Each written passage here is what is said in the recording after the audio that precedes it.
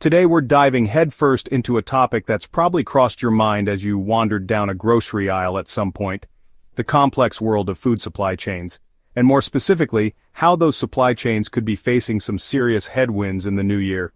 We're talking potential shortages, price hikes, and a whole lot of uncertainty. Now, I'm not here to incite panic, but I do believe in being prepared. So, we're going to break down 8 common grocery items that might be caught in the crossfire after January. We'll look at why these items are vulnerable, what kind of impact we might see, and most importantly, what you can do to be ready. Because let's be real, a well-stocked pantry can make all the difference when the unexpected comes knocking. So buckle up, grab your shopping list, and let's get informed. Alright, let's kick things off with a true kitchen hero: flour. I mean, what's a good loaf of bread, a batch of cookies, or a crispy fried chicken without it? It's the backbone of countless recipes, which is why any disruption to its availability is kind of a big deal. And unfortunately, that's exactly what experts are predicting. See, flour production relies heavily on a complex web of factors, from weather patterns impacting wheat crops to the availability of transportation and labor. And let's just say, all of those things are facing some serious challenges right now. Think about it. Rising fuel costs affect transportation, labor shortages slow down production and harvesting, and extreme weather events can damage crops and reduce yields. All of these factors contribute to a perfect storm that could leave supermarket shelves looking a little bare when it comes to flour. Now, does this mean we're all going to be stuck with empty pantries and a serious lack of baked goods? Not necessarily, but it does mean that being proactive is key. Consider stocking up on a few extra bags of flour now, while it's readily available. And hey, maybe this is the perfect excuse to try your hand at baking that sourdough bread you've been eyeing. Just imagine, you could be the friend with the fresh bread when everyone else is scrambling. Okay, moving on from flour, let's talk about another kitchen essential: cooking oil. Whether you're partial to olive oil, canola oil, or good old-fashioned vegetable oil, chances are you use it on a daily basis. But here's the thing: the global supply chain for cooking oils is facing some serious pressure points. We're talking about everything from geopolitical conflicts to extreme weather events impacting production in major oil-producing regions. And when you factor in things like increased demand for biofuels, which use some of the same crops as cooking oil, you've got a recipe for potential shortages and price hikes. Now, I know what you're thinking. John, you're killing me. First flour, now cooking oil? What am I supposed to cook with? And it's a valid concern.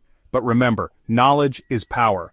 By being aware of these potential disruptions, you can make informed decisions at the grocery store. Maybe you stock up on a few extra bottles of your go-to oil, or maybe you explore alternative cooking methods that use less oil. The point is, a little preparation can go a long way in ensuring you're not caught off guard.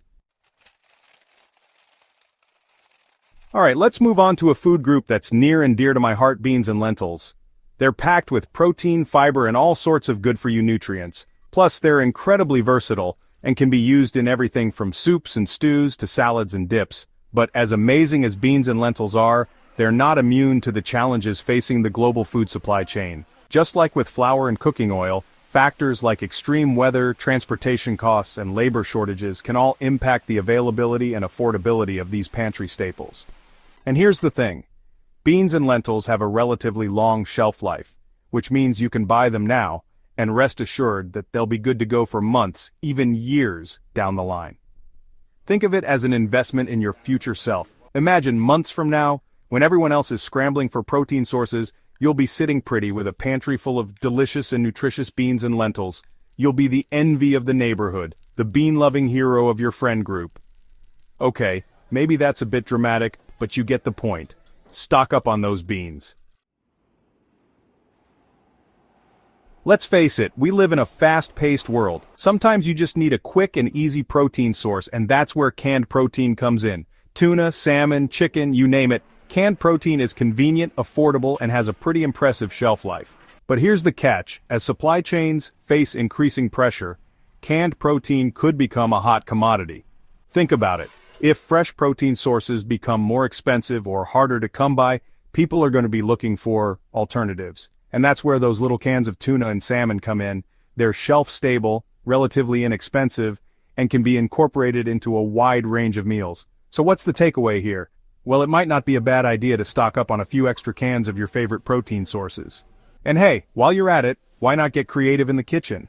There are tons of delicious and inventive recipes out there that use canned protein as a star ingredient. Okay, let's talk about a topic that's near and dear to anyone who's ever experienced the disappointment of opening the fridge to find a carton of spoiled milk, shelf-stable milk.